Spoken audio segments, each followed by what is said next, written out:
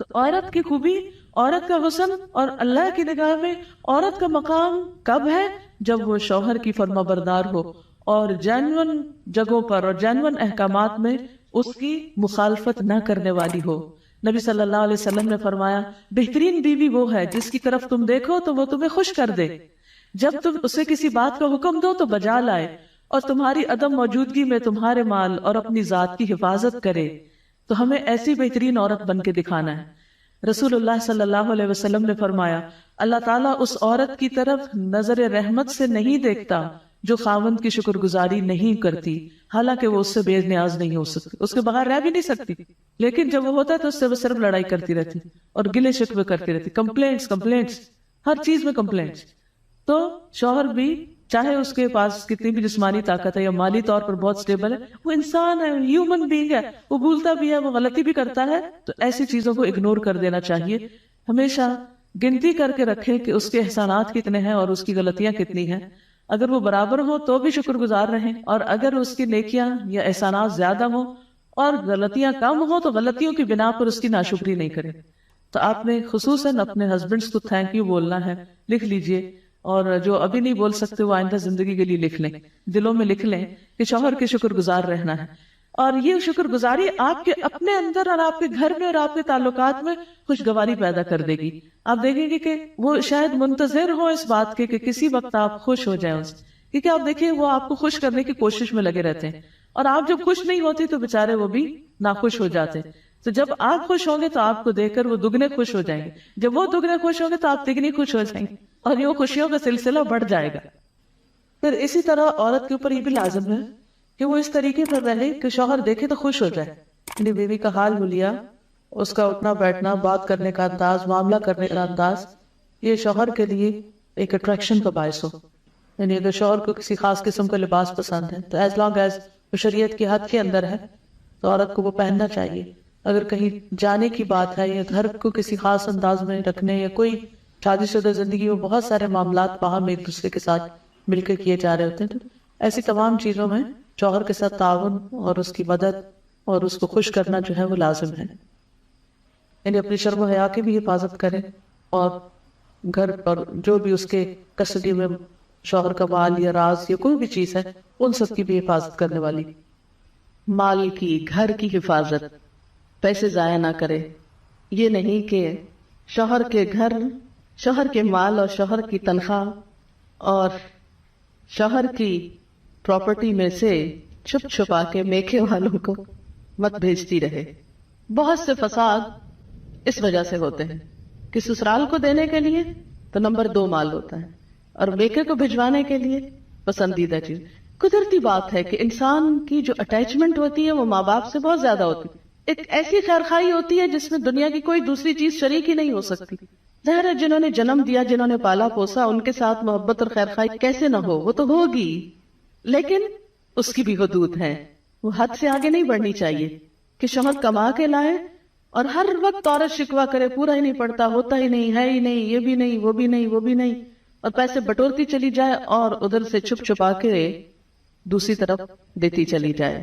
نہیں، حتیٰ کہ فی سبیل اللہ بھی اگر عورت کو دینا ہے تو شوہر کی رضامندی ضروری ہے، یعنی شوہر کا مشورہ بھی ہونا چاہیے اس میں۔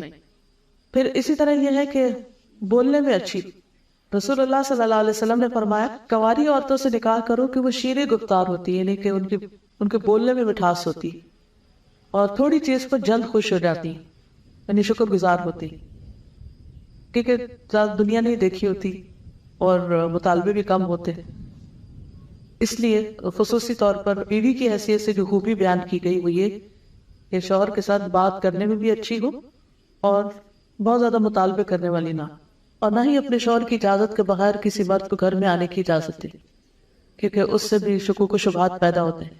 پھر اسی طرح شوہر کے مال میں سے اس کی مرضی کے بغیر تحفہ یا صدقہ نہ کرے، کیونکہ کمانے والا مرد ہے، یا تو عورت کا اپنا ذاتی مال یعنی اگر پیرنٹ سے ملا ہے یا انہیرٹ کیا ہے یا وہ خود کماتی ہے تو اس میں تو اپنی مرضی سے جو بھی وہ کرنا چاہے، لیکن اگر شوہر کی طرف سے کچھ ملا ہوا ہے تو اس میں اس سے مشورہ کرنا اور اس کی اجازت لینا ضروری ہے، کیونکہ اصل مالک بہرحال شوہر ہے، اور بہت دفعہ گھروں میں جھگڑے اس وجہ سے پڑ جاتے ہیں کیونکہ ہسبینڈ جو ہے وہ بیوی کو اجازت نہیں دیتا اور بیوی اپنی مرضی سے اپنے میکے کو یا کسی اور کو کچھ دینا چاہتی اور ان معاملات میں اختلاف بعض اوقات گھر کی بنیادیں ڈھیلی کر دیتا ہے. عورت کے اوپر یہ بھی ذمہ داری عائد ہوتی ہے کہ وہ اپنے شوہر کی اطاعت کے ساتھ ساتھ اس کی خدمت بھی کرے. جس طرح شوہر گھر سے باہر سب کچھ کمانے کا ذمہ دار ہے تو اسی طرح عورت گھر میں آرام اور سکون فراہم کرنے کی بھی ذمہ دار. پھر اسی طرح یہ ہے کہ شوہر کی اجازت کے بغیر نامحرموں سے گفتگو سے بھی بچنا چاہیے. حضرت علی بن ابی طالب سے روایت ہے کہ رسول اللہ صلی اللہ علیہ وسلم نے خاوند کی اجازت کے بغیر عورتوں سے ان کے گھروں میں گفتگو سے منع کیا. اگر شوہر کو یہ بات پسند نہیں کہ عورت کسی مرد سے بات کرے تو عورت کو نہیں کرنی چاہیے کہ بعض اوقات انہی چیزوں سے پھر جھگڑے پیدا ہو جاتے. پھر اسی طرح یہ ہے کہ مشکل حالات میں شوہر کا ساتھ دے. پھر اسی طرح بد اخلاقی اور بد زبانی سے دور رہے. اب یہ جو بد زبانی ہے یہ عام طور پر بہت سے کام خراب کرتی ہے. انسان کی زبان ہی ہوتی ہے جو اس کو عزت دیتی ہے اور زبان ہی ہوتی ہے جو اس کو ذلیل کر دیتی ہے. اگر ایک زبان انسان کنٹرول کر لے تو اللہ تعالیٰ اور بندوں دونوں کے سامنے انسان سے کرو ہو جاتا ہے. اس لیے انسان سوچ سمجھ کر بات کرے. پھر اسی طرح یہ ہے کہ بد دعائیں نہیں دینی چاہیے، نہ اپنے آپ کو، نہ بچوں کو، نہ شوہر کو اور نہ کسی اور کو، کیونکہ اگر کوئی دوسرا بد دعا کا مستحق نہ ہوا تو وہ بد دعا واپس پلٹے گی. جس نے دی ہے اسی کو آ کے لگے گی. رسول اللہ صلی اللہ علیہ وسلم نے فرمایا بد دعا نہ دیا کرو، نہ اپنے اوپر، نہ اپنی اولاد پر، نہ خادموں پر، نہ مالوں پر. کہیں ایسا نہ ہو کہ وہ قبولیت کی گھڑی ہو کہ جس میں اللہ تعالیٰ سے مانگا جائے تو وہ دعا قبول ہو جائے اور پھر انسان خود ہی پچھتائے. لیکن ریلیشن شپ کے اندر کچھ چیزیں ایسی ہیں جن کا خیال رکھنا بہت ضروری ہے اور ان چیزوں کو ضرور ذہن میں رکھنا چاہیے جو تعلقات کی خرابی کا باعث بنتے ہیں. ٹھیک ہے، کچھ چیزیں تو وقتی طور پہ انسان کی طبیعت مزاج کا حصہ ہوتی ہیں، کچھ بچپن کی دو مختلف گھرانوں سے اٹھان ہوتی ہے اور پھر مرد اور عورت کا جو بایولوجیکل ڈفرینس ہے وہ بھی بیچ میں بہت اہم رول ادا کرتا ہے. لیکن ان سب چیزوں کے ساتھ ساتھ کچھ فیکٹرز کو سامنے رکھنا چاہیے. اس میں جو چیز عموماً خرابی کا باعث بنتی ہے وہ بدگمانی ہے. جب کسی پہ شک ہونے لگتا ہے تو وہ شک انسان کو ختم کر دیتا ہے، انسان کا چین لوٹ لیتا ہے. ہسبینڈ وائف کے درمیان محبت کو قائم رکھنے والی چیز اعتماد ہے. جب تک ایک دوسرے پر اعتماد اچھا ہوتا ہے تو خواہ ایک دوسرے سے دور بھی ہو تو کچھ مشکل نہیں ہوتی، دونوں اپنی اپنی جگہ سیٹسفائیڈ ہوتے. لیکن قریب رہ کے بھی اگر بد اعتمادی کی فضا آ جائے، شک آ جائے تو خوشیاں ختم ہو جاتی. اس لیے حد الوسع یہ کوشش کرنی چاہیے کہ ان کاموں سے بچا جائے جو ایک دوسرے کو پسند نہیں. جو چیزیں ہسبینڈ کو پسند نہیں بیوی کو ان سے بچنا چاہیے. اسی طرح بد اعتماد کے ساتھ ساتھ تنگ نظری سے بچنا چاہیے، نیرو مائنڈڈ نہیں ہونا چاہیے اور ایک دوسرے کے ساتھ ایک دوسرے کی چھوٹی چھوٹی بات کو مائنڈ نہیں کر لینا چاہیے.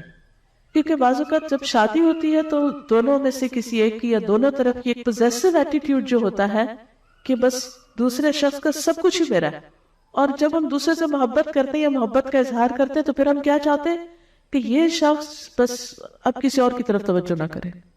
اگر شوہر ہے تو اگر وہ ماں سے بھی بات کرے گا تو بیوی کو کھلنے لگتا ہے کہ ماں کا سر ماتھا کیوں چوم رہا ہے. اگر بہن بھائیوں سے بھی بات کرتا ہے تو وہ بھی بعض اوقات برا لگنے لگتا ہے. یہ تنگ نظری نہیں ہونی چاہیے، دل کھلا ہونا چاہیے. جو محبت میں آپ کا حصہ ہے وہ آپ کا ہے، بیوی کی جگہ اور کوئی نہیں ہو سکتا. لیکن یہ بھی یاد رکھیے کہ جس ماں نے تکلیف اٹھا کے جنم دیا ہے اور سالوں سال دعائیں مانگ مانگ کے اس کو پالا ہے اور بڑا کیا ہے اور اس منزل تک پہنچایا ہے کہ جب وہ کامیابی کے ایک اعلیٰ منزل کو پہنچا تو اب آپ کے ساتھ اس کا ریلیشن شپ ہو رہا ہے، تو جس نے یہ ساری منزلیں طے کی ہیں اس کا حق اپنی جگہ ہے. اس حق کو کبھی فراموش نہیں کرنا چاہیے، بلکہ شوہر کی مدد کرنی چاہیے کہ وہ اپنی ماں کا خیال رکھ سکے اور اس کا ساتھ دینا چاہیے. اگر وہ کسی قسم کی کمی کوتاہی کر رہا ہے تو ایک اچھی بیوی کی خوبی یہ ہے کہ وہ اس کو توجہ دلائے کہ تمہاری ماں تمہارا انتظار کر رہی ہے.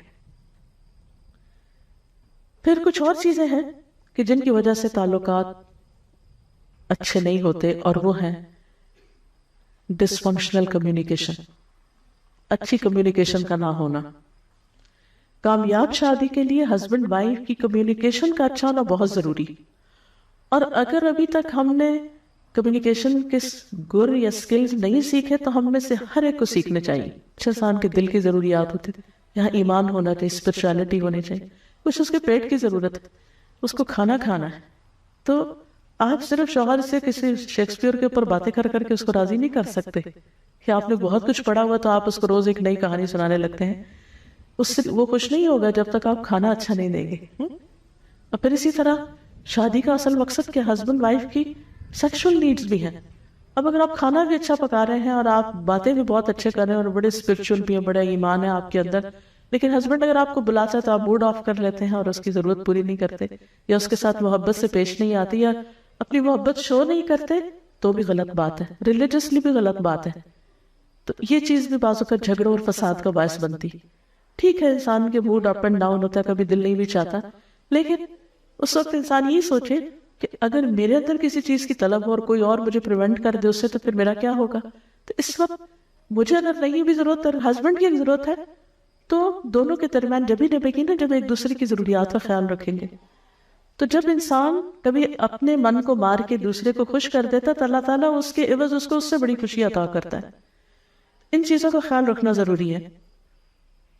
پھر اسی طرح یہ ہے کہ بے تکلف ہو لیکن شاؤٹ نہیں کرے ایک دوسرے پر, احترام اپنی جگہ قائم رہے, کیونکہ چیخ چلا کے بات کرنا, دور سے شاؤٹ کرنا, اس سے بھی ایک دوسرے کے لیے بعض اوقات دل جو ہے وہ ایک دوسرے سے تنگ ہونے لگتے ہیں. پھر ایکیوزنگ بیہیویئر نہ ہو کہ ہر چیز میں آپ تو ان کو ٹائم ہی نہیں دیتے اور آپ تو بہت ہی مصروف رہتے ہیں اور آپ تو ایسا ہے اور ویسا ہے. جب آپ ایکیوزنگ ٹون میں ہر وقت بات کرتے ہیں تو دوسرا بیزار ہونے لگتا ہے. اچھا میں نے اتنی دفعہ فون کیا, آپ نے اٹھایا ہی نہیں, اور میں نے یہ چیز لانے کو کہی اور آپ لائے نہیں, اور آپ کو تو کبھی یاد ہی نہیں رہتا, اور آپ کے لیے تو بچے کوئی اہمیت ہی نہیں رکھتے, اور آپ کے لیے تو گھر کچھ ہے ہی نہیں, وغیرہ وغیرہ. اس طرح کی جو ایکیوز کرنے والی باتیں ہیں, اعتراض کی اور ہر وقت کمپلینٹس, ٹھیک ہے ان کا بھی زندگی میں ایک پارٹ ہوتا ہے, ہونی چاہیے کبھی, میں نہیں کہتی کہ وہ نہیں ہونی چاہیے, لیکن بس تھوڑا حصہ. اگر آپ ایک گراف بنائیں تو اس میں اس کا ایک چھوٹا حصہ ہونا چاہیے اور دوسرے کو انڈرسٹینڈ کرنے کا ایک بڑا حصہ ہونا چاہیے, کیونکہ اس سے جب صرف ایک دوسرے کو بلیم کرنے والا ایٹیٹیوڈ ہوتا ہے تو ایک دوسرے سے بیزاری پیدا ہو جاتی ہے. پھر اسی طرح یہ ہے کہ زبان درازی, گالی گلوچ, بدتمیزی, بد اخلاقی, یہ دلوں کو اس طرح پھاڑ دیتے ہیں کہ پھر جوڑنے مشکل ہو جاتا ہے. اور پھر انسان ایک دفعہ یہ کر لیتا ہے لیکن اس کے بعد اتنا اس کا جیسے ہڈی ایک ٹوٹ جاتی ہے نا, تو پھر اس کے درست ہونے میں بڑا ٹائم لگتا ہے. ایسے جب دلوں کو توڑ دیتے ہیں نا ہم تھوڑا سا غصہ ظاہر کر کے, تو پھر ان کو درست ہونے میں ایک ٹائم لگتا ہے. اور پھر ہم بعض اوقات 1 منٹ میں توڑتے ہیں, اگلے منٹ میں کہتے ہیں سوری, اور اگلے منٹ میں چاہتے ہیں دوسرا شخص بالکل ٹھیک ہو جائے. نہیں, اس کو ٹائم دیں آپ, حتیٰ کہ وہ اس کی مرہم پٹی ہو چکی ہو. پھر اسی طرح یہ ہے کہ باہر سے اکسانے والے بھی بعض اوقات تعلقات کو خراب کر دیتے ہیں. ہسبینڈ وائف کے درمیان اچھے بنے تعلقات ہوتے ہیں, لیکن کوئی رشتہ دار, کوئی دوست, کوئی ادھر ادھر کے لوگ وہ آ کے ایسی باتیں کرتے ہیں کہ جس کی وجہ سے ایک محبت بھرا رشتہ جو ہے اس کے اندر رکھنے پڑنے لگتے ہیں.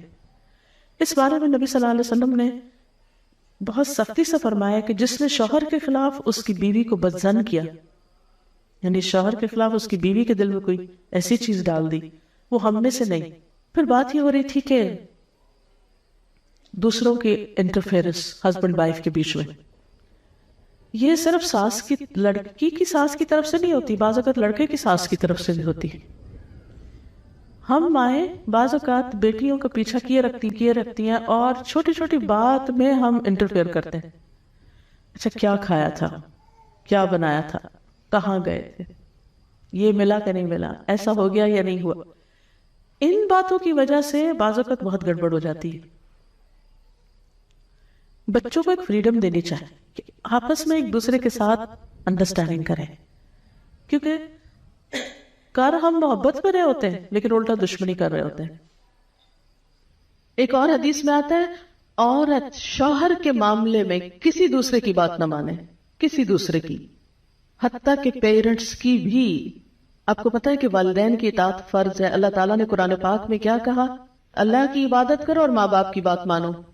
لیکن جب ایک عورت کی شادی ہو جاتی ہے تو اب اس کے لیے اس کا اصل گھر کون سا ہے, شوہر کا گھر ہے, اور اب اس کے لیے والدین کی اطاعت سیکنڈری ہے، شوہر کی اطاعت نمبر 1 ہو گئی ہے۔ پہلے والدین اس کی کفالت کر رہے تھے، اب شوہر اس کی کفالت کر رہا ہے۔ اب ایک نیا گھر بن رہا ہے۔ اس کے ڈسپلن میں کیا ہے کہ بیوی شوہر کی بات مانے، نہ کہ میکے کی ڈکٹیشن لیتی رہے روز ٹیلی فون پر۔ ایک دفعہ عورت ہو کے آتی ہے میکے سے تو موڈ بدلا ہوا ہوتا ہے۔ تو ایسی صورت میں اصل حکم کیا ہے کہ شوہر زیادہ اہم ہے۔ اب اس کی بات مانیں۔ اور یہ کیوں اتنا سخت ڈسپلن رکھا گیا؟ کیونکہ جب تک ایک عورت کی وفاداری اس کے اپنے گھر سے نہیں ہوگی، گھر نہیں بنے گا۔ وہ بات میں ادھر بھاگی جا رہی ہے، یہ گھر خراب ہو رہا ہے۔ اب اس کی اہمیت، اس کی زیادہ اہم ڈیوٹی کیا ہے کہ اب وہ نئے گھر کی تعمیر کرے، اس لیے کہ شوہر نے مہر بھی دیا ہے، گھر دیا ہے، سب ضروریات پوری کر رہا ہے۔ اب آئندہ اللہ تعالیٰ نے ایک نئی نسل لانی ہے، ان کی تربیت ہے، ان کا کام ہے، اتنی ذمہ داریاں آنے والی ہیں۔ اب چھوڑو دھیان پیچھے کا، اب آگے کا سوچ۔